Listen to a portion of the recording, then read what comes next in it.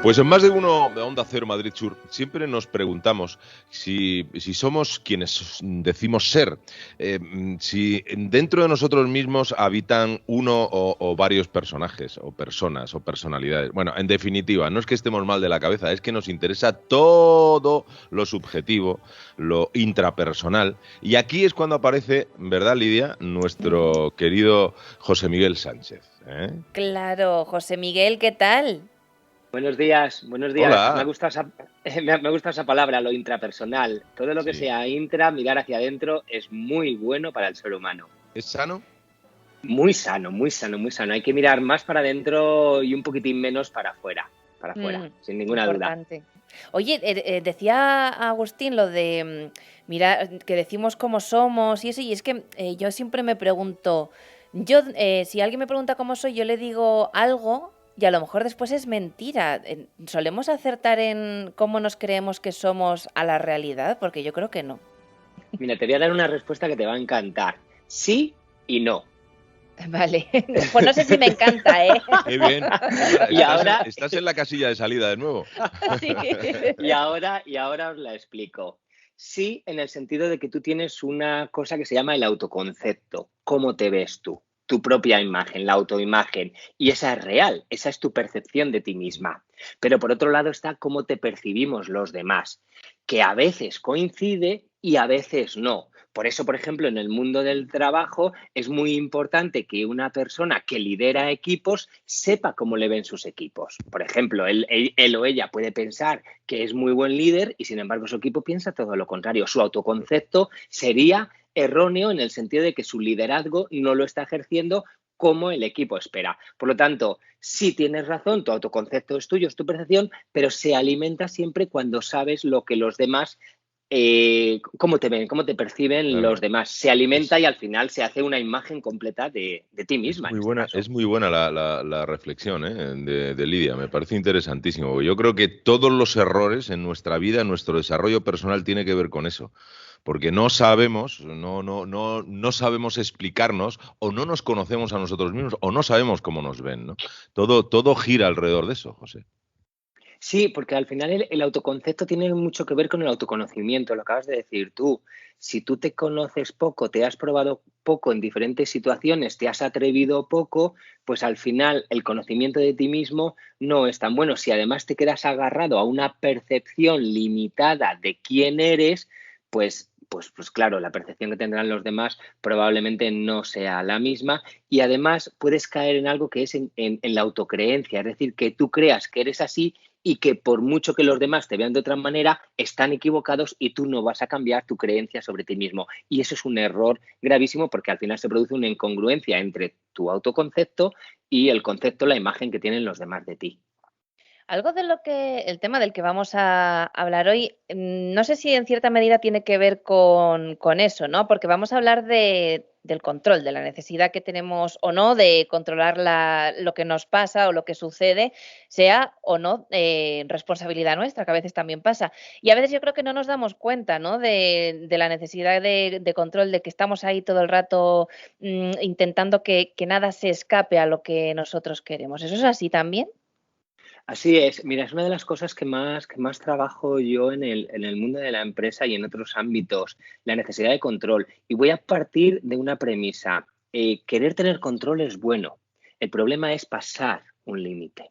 El querer tener control nos lleva a ponernos objetivos, incluso a conseguir más. El problema es cuando nos obsesionamos con ese control, con esa necesidad de control o con esa necesidad de conseguir más de lo que podemos engullir. El control podríamos dividirlo como en dos pequeñas necesidades. Una, queremos que las cosas pasen como nosotros las vemos o las deseamos o las esperamos. Esa sería uno. Oye, quiero que la situación sea como espero. La segunda es no estar bajo el control de otro. Por lo tanto, si yo tengo el control, otro no tiene el control sobre mí. Esas serían las dos percepciones de esto que acabamos de llamar la necesidad de control. El problema viene, como decía, cuando pasamos una línea y el control se convierte en obsesión y esto tiene muchísimas limitaciones que ahora vamos viendo, si queréis. Sí, muchas contraindicaciones. Yo creo que las Total. obsesiones, claro, son malas para todo. Pero también, José, ¿hay una edad para sufrir de este exceso de autocontrol? Es muy buena pregunta. Yo no diría que hay una edad, yo lo que diría es que hay un origen. En los casos graves, lo que decíamos de pasar esa línea, normalmente se dan en personas que tuvieron una infancia en familias desestructuradas, donde hubo abusos incluso, traumas, ansiedad, incluso abandono, todo este tipo de cosas hace que tu autoestima baje mucho más, que tu creencia en ti mismo se reduzca por ejemplo, emocionalmente, y entonces, bueno, pues como no tuviste control, tuviste caos en tu infancia, tu búsqueda es toda la contraria, es decir, tener el control sobre todo lo que te rodea cuando ya eres adulto. Y eso implica situaciones y también personas. Y aquí está el problema en muchos casos, cuando quieres tener control sobre otros. Claro, yo no sé, a nivel laboral, has mencionado antes a los líderes, por ejemplo, de un equipo.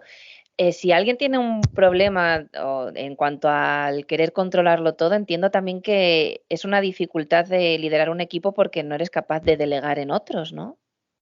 Mira, hay un término que nosotros utilizamos mucho en psicología organizacional, que es el estrés del poder. El estrés del poder se da en esas personas que quieren controlar a los equipos, y que cuando los equipos, los colaboradores, no hacen lo que ellos esperan que deben hacer, se frustran, generan ira, y entonces pues al final generan un mal entorno de trabajo. Pero hay una cosa que se ha estudiado poco y que es todavía más importante. Este tipo de líderes acaban tomando peores decisiones. ¿Por qué? Porque como no les gusta la opinión que no es la misma que las suyas, se acaban rodeando de lo que, si me permitís, entre comillas, de palmeros, de personas que sí les siguen, que sí siguen sus decisiones, pero no se rodean de personas diversas. Y la diversidad en el mundo de la empresa es algo que hay que fortalecer, porque te da diferentes prismas, diferentes puntos de vista para atajar un conflicto, un problema, una situación en la que, bueno, pues tenemos que llegar a una solución. Qué bueno, qué bueno. Bueno, pues entonces, José Miguel, ¿qué hacemos? ¿Tomamos papel y lápiz y empezamos a un poquito a indagar si nosotros, dentro de nuestro autoconocimiento, somos demasiado controladores? Pues mira, yo lo que diría es, cuando esa necesidad de control te hace infeliz, te sientes insatisfecho y te frustra, a partir de ahí empieza a identificar cuál es el patrón de conducta, cuáles son las cosas que te están llevando a querer ir más allá. Por ejemplo, una de las cosas más habituales, tendemos a hiperocuparnos. Bueno, pues la pérdida de tiempo, o el tener poco tiempo, es una de las cosas que más infelices nos hace. La necesidad de control hace que tú tengas que llevar a cabo muchas cosas, porque tiene mucho que ver también con el perfeccionismo, el control, muchas cosas para sentirte que estás con todo bajo control. Claro, eso te quita tiempo.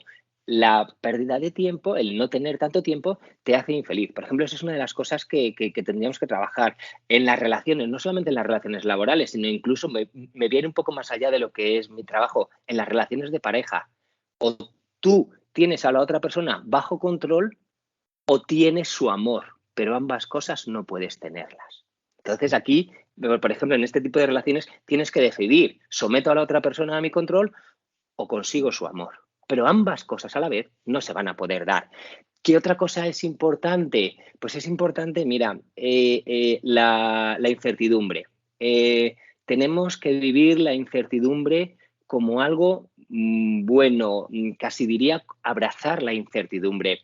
Y aquí viene uno de los problemas. La necesidad de control tiene que ver con la incertidumbre. No nos gusta a los seres humanos la incertidumbre, pero es muy gracioso. No nos gusta, pero sin embargo, si vamos a ver una película y yo te hago un spoiler o yo te cuento parte de la película, tú rápidamente, bueno, los dos me vais a decir: no me cuentes la película, que quiero verla. Claro. Cuando la incertidumbre es positiva, no queremos que nadie nos la destruya. ¿Cuándo no nos gusta la incertidumbre? Cuando es negativa, cuando lo que esperamos que va a pasar es negativo para nosotros o nos puede hacer daño. Entonces, en ese sentido, yo lo que diría es, tenemos que tratar de tener una vida equilibrada, una vida donde todas las cosas importantes, yo qué sé, la salud, el tema financiero, las relaciones, más o menos estén bien, y a partir de ahí abrazar la incertidumbre desde ese mirar hacia adentro que empezábamos esta charla hablando, ¿no? Estar equilibrado contigo mismo. Ayer leía una entrevista que le hicieron a Piqué, el jugador del Barcelona, y él decía que cuando encontró la estabilidad emocional cambió completamente y se hizo mejor persona y bueno, pues se equilibró más y bueno, su rendimiento fue mayor, etcétera. Va por ahí. Una vez que tú encuentras ese equilibrio interno, bueno, pase lo que pase fuera, lo vas a manejar muchísimo mejor. Claro, tu lugar en el mundo, un poco. Lidia lo ha encontrado, porque yo la veo súper equilibrada, yo la veo de verdad, es un ser de luz. Depende del día también. Bueno, también es verdad. Como todos. No, pero sí que es verdad que estamos descubriendo lo importante que es conocerse, y contigo, José Miguel, yo creo que cada semana por lo menos vamos encontrando esas pautas para ir conociéndonos poco a poco y encontrar ese equilibrio emocional que nos haga mejores personas. Así que siempre agradecidos de tenerte aquí todas las semanas. Claro que sí. Es un verdadero placer por mi parte, ya lo sabéis. Pues te esperamos la semana que viene. Un abrazo, José. Gracias, un abrazo.